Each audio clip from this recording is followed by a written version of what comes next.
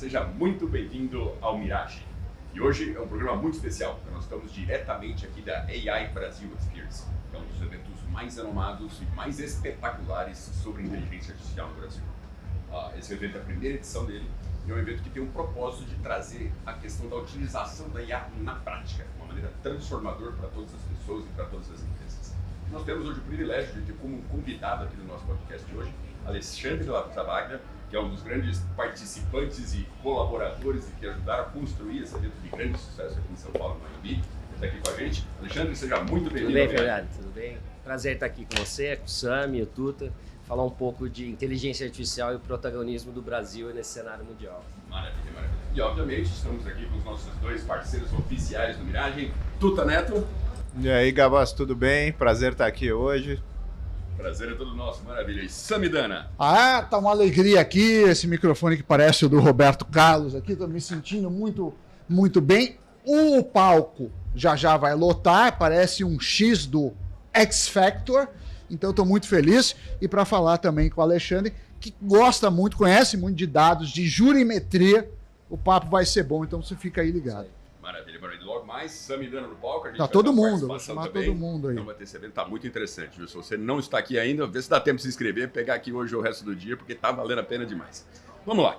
Bom, como o Alexandre comentou, o objetivo desse nosso podcast de hoje vai ser um podcast curto e nós vamos estar falando sobre a questão do desenvolvimento de AI no Brasil, né?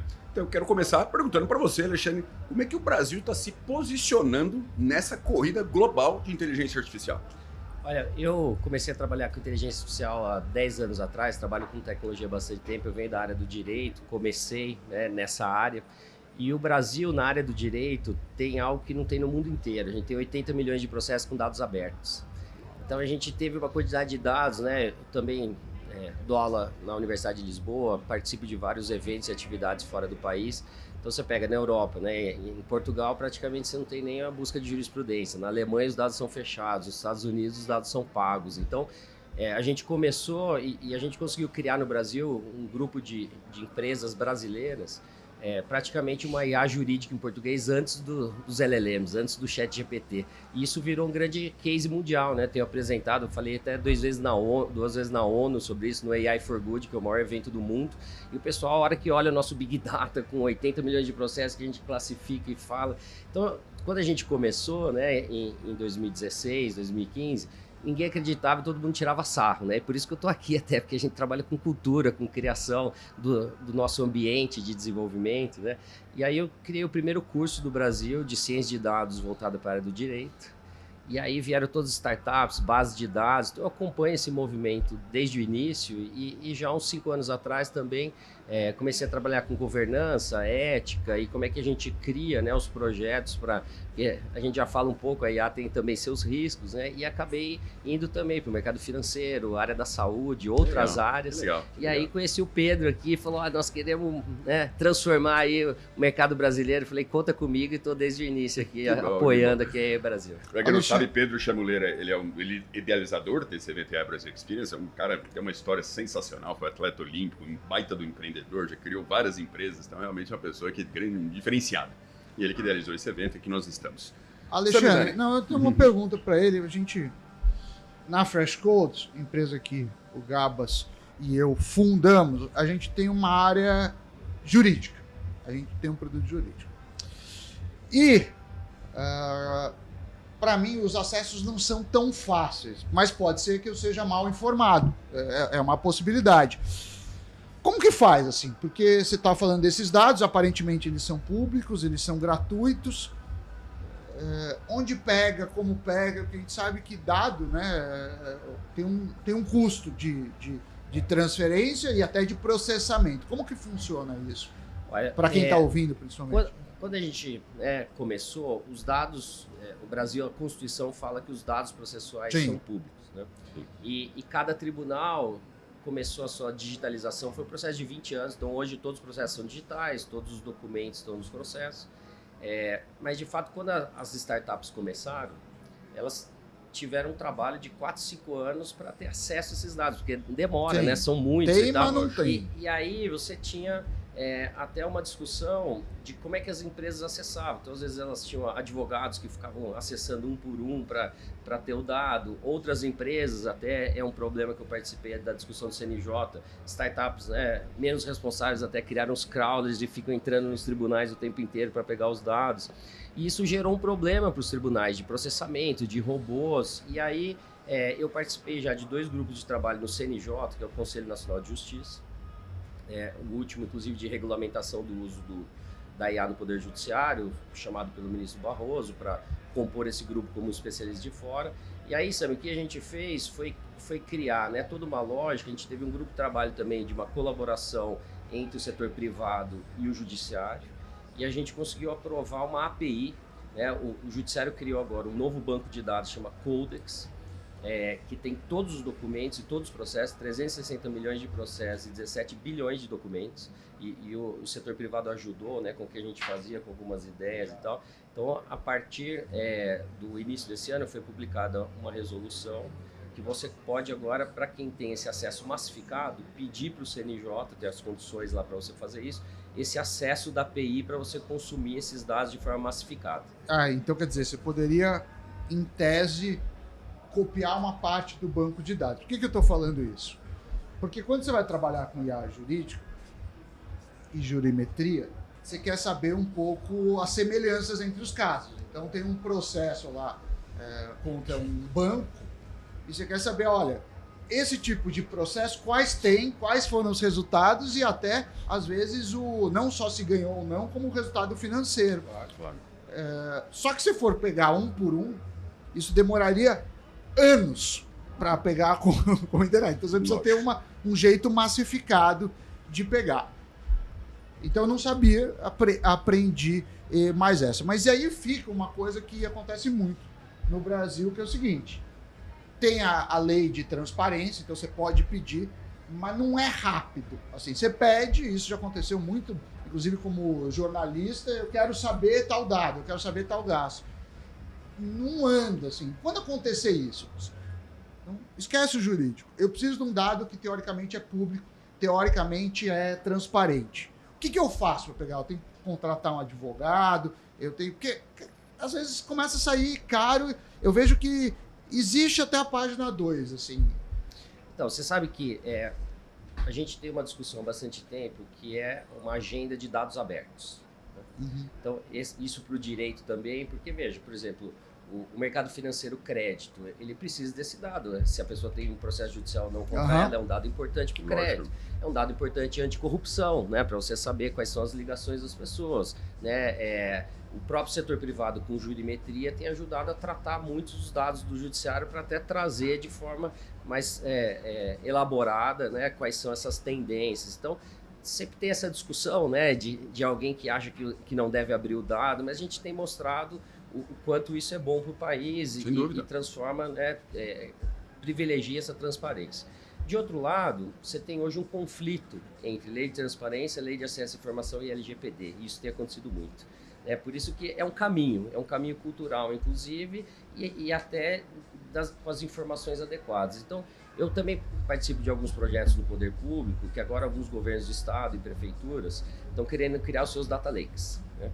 Só que aí você imagina o seguinte: nesse data lake vai ter, por exemplo, o dado da Secretaria de Fazenda que fala, olha, meu dado é sigilo fiscal. Exato. Então como é que nós vamos subir ali todos os dados e quem pode usar o quê? Exato. Então, e aí que tem essa discussão, Então eu acho que esse é um assunto ainda não resolvido no sentido de interpretação correta, Então a gente já tem, por exemplo, um ambiente do governo que é o dados.gov.br, que já tem uma quantidade muito grande de bancos de dados a partir de transparência do governo federal, os governos estaduais têm também, mas eu acho que ainda tem um conflito de entendimento em relação à LGPD, e Lei de Acesso à Informação e Transparência. Inclusive, eu tenho alguns amigos que trabalham em órgãos de ética e transparência de vários governos, e eles têm essa dificuldade, porque eles têm um entendimento de que não é LGPD, porque não é dado pessoal, porque é interesse público, entendeu?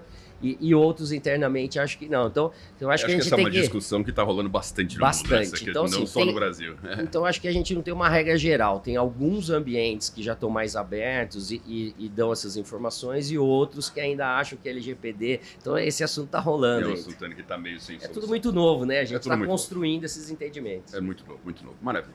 Bom, Tuta, vamos dar uma acelerada aqui na nossa pauta, porque a gente tem bastante tempo para falar e o nosso tempo aqui é curto.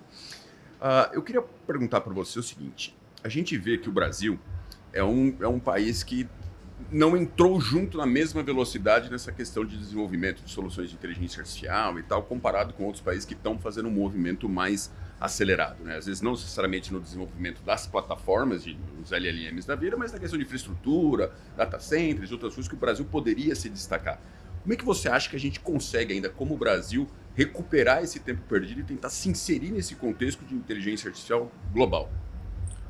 Eu acho que é com parcerias internacionais, né? Porque o dinheiro para fazer essas estruturas aí é muito grande, né? Acho que está fora do nosso orçamento. Também a parte de energia, que a gente é um dos países com maior quantidade de energia limpa e com maior capacidade de ampliar essa energia. Mas eu vejo que atualmente o governo está devagar nessa janela de oportunidade que está se abrindo, né? Tem outros países que são menos capazes que estão abraçando isso aí, né?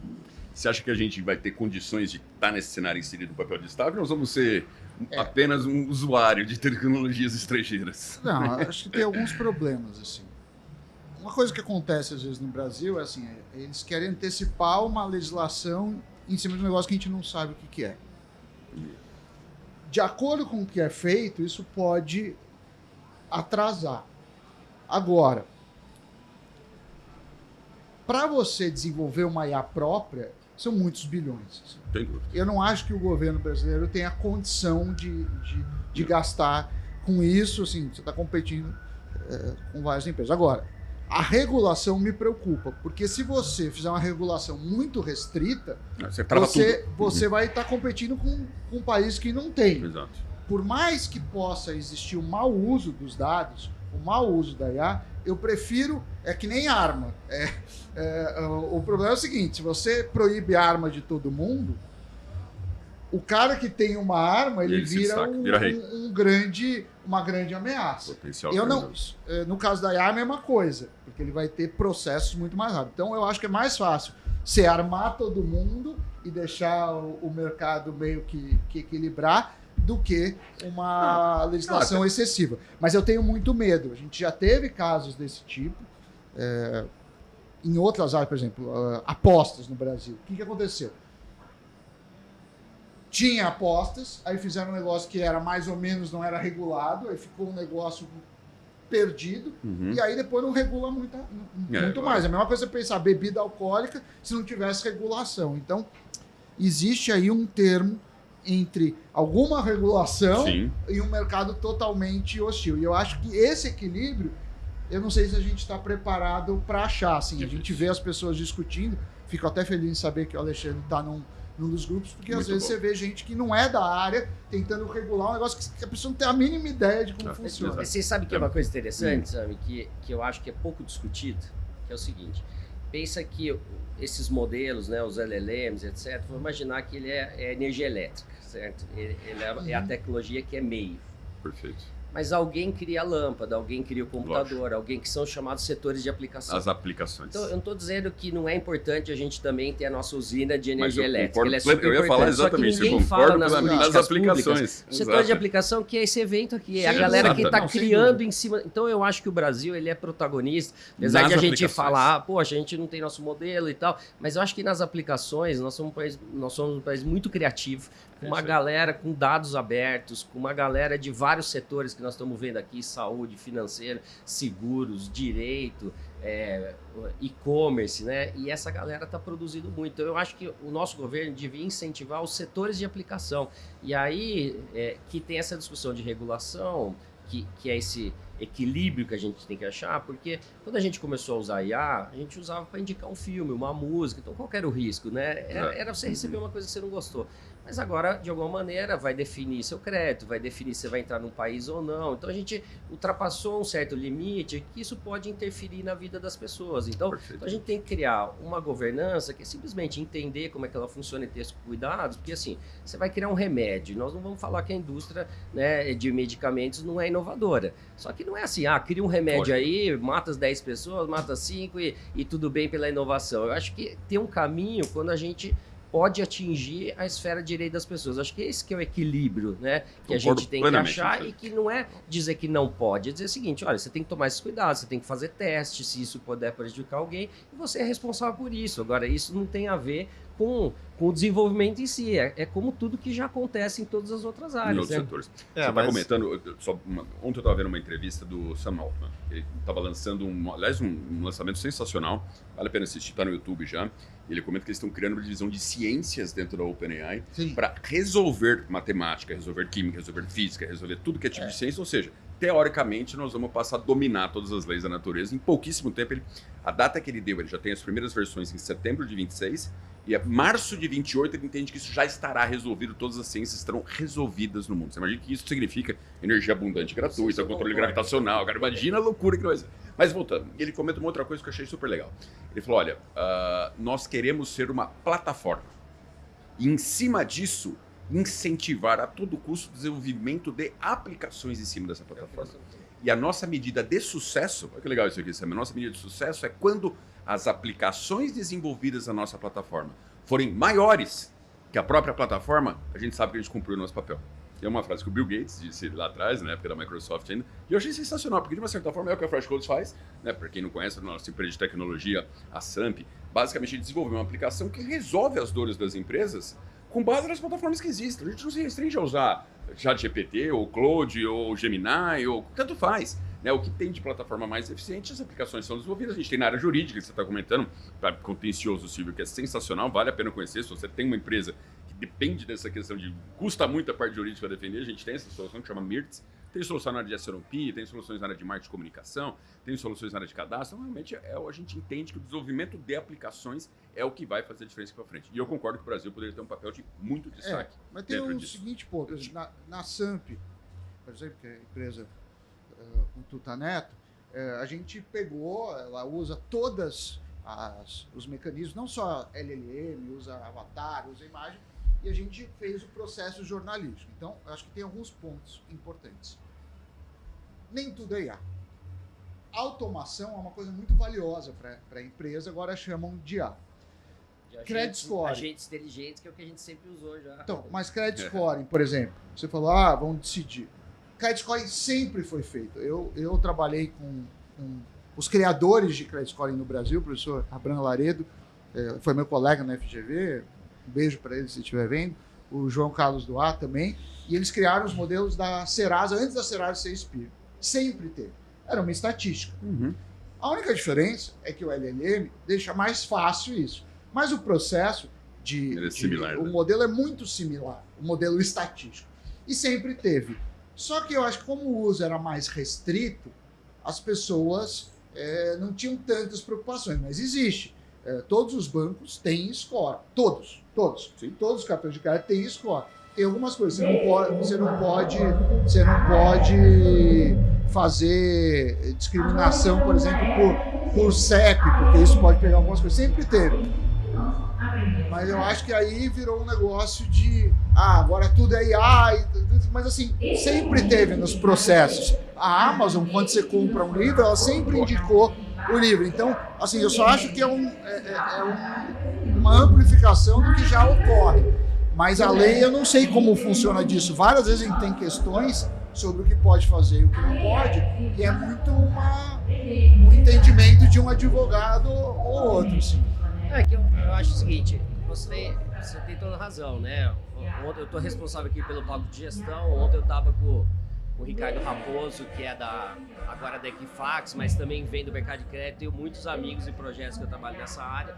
Assim, o mercado de crédito já usa IA há mais de 2 décadas. Né? Mas o fato, sabe, é o que você falou, isso estava restrito a pessoas que sabiam como fazer, entendiam os riscos, porque você tem, inclusive, riscos desse modelo funcionar para pagar a conta, né? Então você tinha todos os cuidados. E agora isso se popularizou e você tem muitas pessoas que não entendem exatamente desses riscos fazendo. Então a gente precisa criar vamos dizer, muito chama de letramento, eu não sei se é o nome certo, né? Mas a gente precisa explicar para as pessoas como é que funcionam e isso que você falou que é a ideia aí do Sam Altman é exatamente o que a gente está falando de setores de aplicação, porque aí é um motor. É isso. Então é um motor que combina vários diferentes, né, tipos de arquiteturas. Você tem modelos mais tradicionais de machine learning, você tem, né, agora redes neurais profundas que tem essa questão da opacidade que às vezes você não consegue entender como é que chegou um resultado. Você tem agora IA generativa. Então no fundo é uma combinação de várias coisas, mas o grande lance é que ela é um motor e ela não é inteligente, é matemática estatística. Então qual que é o grande esforço do mundo agora, como a gente estava falando no direito?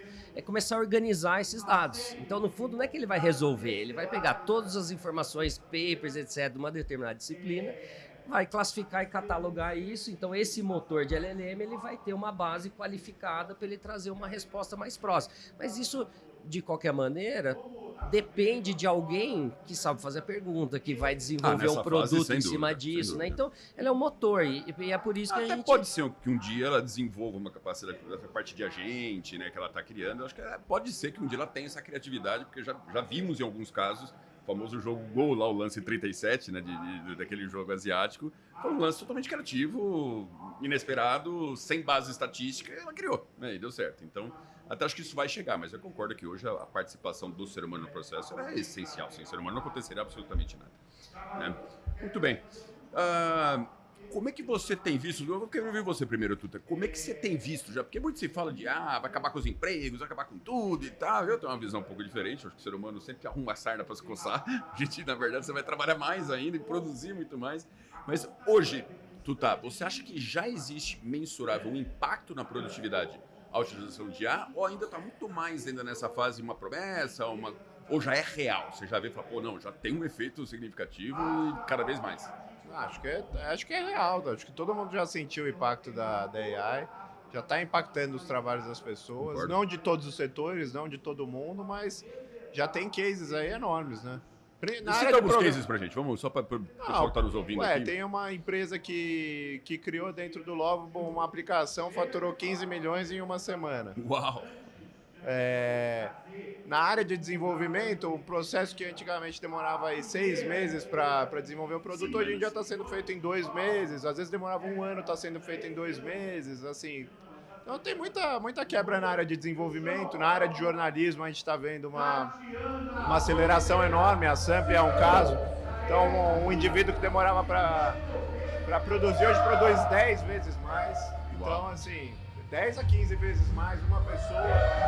Então assim, eu vejo essas aplicações, eu acho que na área de marketing também, eu tenho amigos que trabalham na área em agência, para fazer uma pesquisa e criar um projeto, para criar uma apresentação comercial, uma coisa que a gente pensa que é banal, mas é o trabalho de milhões de pessoas, né? Sem dúvida. Criar apresentação comercial e vender projeto, cara. Hoje em dia você pega o Nano Banana, pega a tua cara, bota você aqui no stand, pega não sei o quê, faço uma pesquisa com o seu nome, jogo na AI, pego os melhores pontos, pego a defesa do meu projeto junto com uma tendência global e crio uma apresentação em 1 hora que eu demoraria 20 dias para fazer. Quanto custaria? Imagina o tanto de profissional que você precisaria. Um cara é editor, um roteirista, um cara que é produtor, contratado para fazer a parte de pesquisa. Designer, é um infinito de gente que custaria. Eu concordo plenamente com você. Para mim, o impacto é mais do que real. Se você ainda não utiliza AI, inteligência artificial, como a gente está mencionando aqui, começa a utilizar ontem. Porque isso não tem como você ficar sem. O mundo vai se dividir entre aqueles que usam e os que não usam. E os que usam, obviamente, vão estar no papel de destaque. O que eu queria era passar a bola aqui para Alexandre e tirar umas dúvidas que ficou para mim. O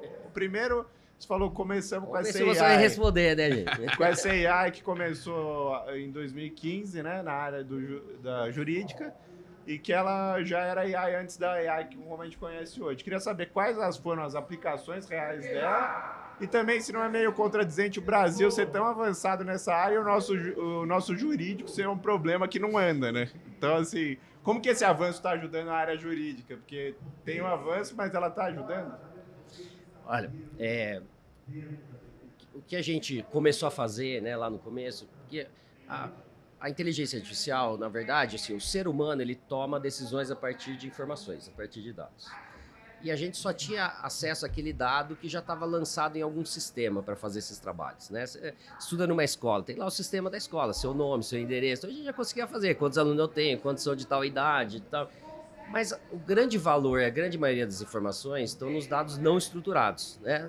Num áudio, num vídeo, num texto em PDF, e isso alguns dizem que é considerado 80% dos dados do mundo.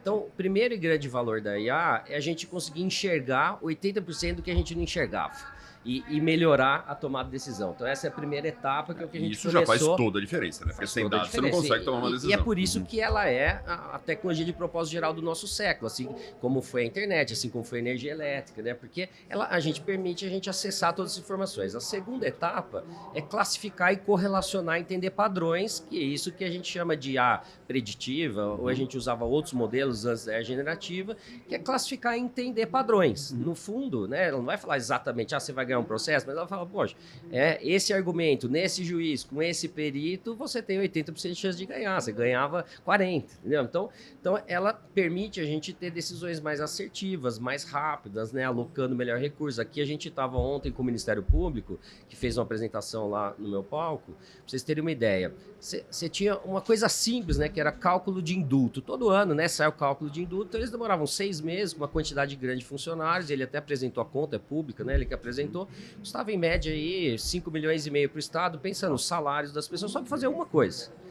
E eles começaram a classificar com IA, pegaram a regra, né, aplicaram a regra, isso diminuiu para 7 pessoas, 1 mês e pouco para fazer, e custou 1,5 milhão. Então você vê, tratar um assunto de um Estado foi 4 milhões de reais 3 assim. milhões e meio, 4 milhões para o Estado, entendeu? Então a gente está começando a ver agora aplicações reais, e assim, a gente está falando de automação. Então a gente começou com o processo judicial eletrônico. Então, só a automação do processo andar mais rápido já diminui em média 50% do tempo dos processos. Nós não estamos ainda falando das decisões, né? E tem todas as discussões, mas assim, o tempo de tramitação. Então, pensa 50% de tempo menos na economia, numa empresa de fora que vem para o Brasil. Então, assim, já é um impacto gigantesco. Lembra aquela impunidade que alguém te devia e falava assim, entra na justiça aí daqui 10 anos, a gente... Agora os processos já demoram 1 ano, 2 anos, né? Tá melhorando já, então? Isso já é uma eu acho realidade? que essas questões mais, assim, corriqueiras, uma ação de cobrança, eu acho que já melhorou muito o tempo. Isso é muito boa notícia. E agora, com essa questão... Pegar quem não paga imposto, o governo é muito Bom, rápido. Para pegar... É multa. maior investimento. A Receita Federal... chega do tabelião. Nem precisa mais fazer o imposto de renda, já chega tudo pronto. Já tá aqui o tempo, faz mas o assim, cheque mas aqui, ó, agora a tarde. gente vai ver a IA nos gabinetes, né? Então, assim, toda essa informação classificada... Então o governo IA... está se mexendo, a área jurídica do judiciário está se mexendo forte. O nosso judiciário está entre os maiores casos do mundo de digitalização. É lógico que você tem aí as discussões, né, políticas, as discussões de entendimento, mas assim, na parte estrutural, eu sou um grande admirador, porque eu já apresentei em vários lugares, na Alemanha, na Suíça, nos Estados Unidos, o caso da justiça brasileira, e realmente você não vê nenhum paralelo no sentido de digitalização. Não estou querendo aqui entrar em polêmicas e tal, mas nem precisamos, tecnicamente eu acho que a nossa justiça está mais avançada do que as demais. Seria comparável ao sistema financeiro do Brasil, que também é super avançado, a parte de bancos? Eu acho que sim, eu acho que está indo no mesmo caminho do sistema financeiro, que é referência internacional. Mas ainda tem uma coisa que incomoda, que é o juiz deveria ser amparado pela IA. Óbvio. O juiz igual o médico para aqui ainda diagnóstico, é igual... um negócio que... Figura quase que divina, né? Não, tem superpoder. Exato. E às vezes, eu já vi isso, às vezes um juiz decidindo um assunto que ele não entende, um processo de 1 bi. E uma decisão uma decisão supérflua. que, claro, né, você tem os recursos e tudo, mas tem algum projeto para o juiz usar a IA? Porque o juiz, o juiz deveria ser o juiz é o mais fácil. É o mais exato. Cara, ele sabe, para tomar decisão, ele pega eu acho que toda a gente tem que dividir essa discussão em 2 questões, né? Primeiro, que são os casos mais objetivos e repetitivos. Então, por exemplo, né, execução de impostos, que são poucas variáveis, um cancelamento de voo, cancelou, o fato está lá, né? Você pode discutir qual é a indenização, mas então se a gente for ver os fatos repetitivos e objetivos e com poucas variáveis, são praticamente 70%. Então todo mundo fala assim, poxa, mas esse caso é único, a IA não vai servir para ele. Lógico, vai te dar insights com o LLM agora e tal, mas essa IA que a gente sempre usou, de jurimetria e tal, ela vai ajudar a resolver 70% dos problemas que são objetivos e repetitivos. Você deve consumir um tempo para dar absurdo, mais tempo para o né? juiz tratar desses casos que são subjetivos, que realmente requerem um entendimento maior. Então acho que a gente tem que focar primeiro nesse lance. E a gente já tem, Sami, mais de 100 projetos no judiciário. Eu fiquei 1 ano lá no grupo de trabalho do CNJ, a gente avaliou todos os projetos e tal. Já são 100 de vários tribunais diferentes. Então a gente tem um no Rio, por exemplo, que é super interessante, porque assim, imagina também uma IA do tribunal inteira indicando para o juiz como é que ele dá a sentença. Porque o juiz tem autonomia e independência. Então o que eles fizeram?